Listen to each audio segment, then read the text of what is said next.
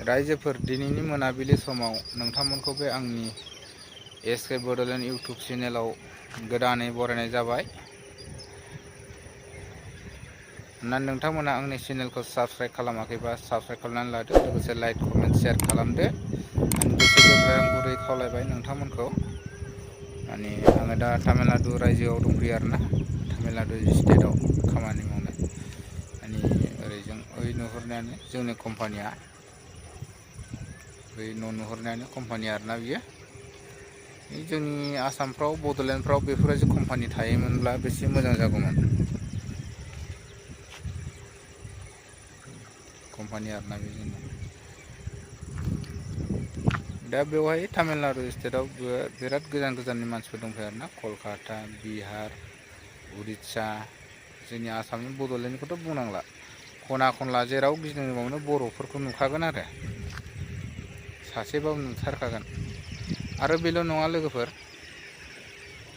उननि समफ्राव भिडिअ'आव खिथागोन नोंथांमोननो। नैबेयो जाबाय जोंनि कम्पानि आरोना लोगोफोर।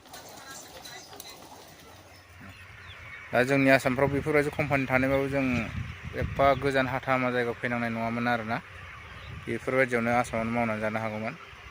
दा गैया नालाय एफा गोजाननै जोङो दस्रा रायजोआवसो दंफैयो आरोना। नोंथांमोननो उनाव खिथाबाय थागोन जों बबेहाय दङ।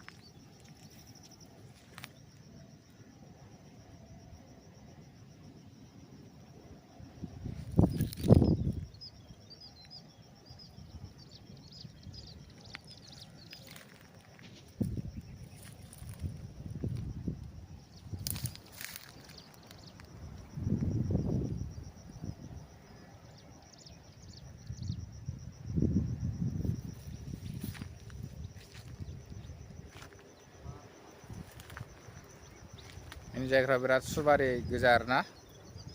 नै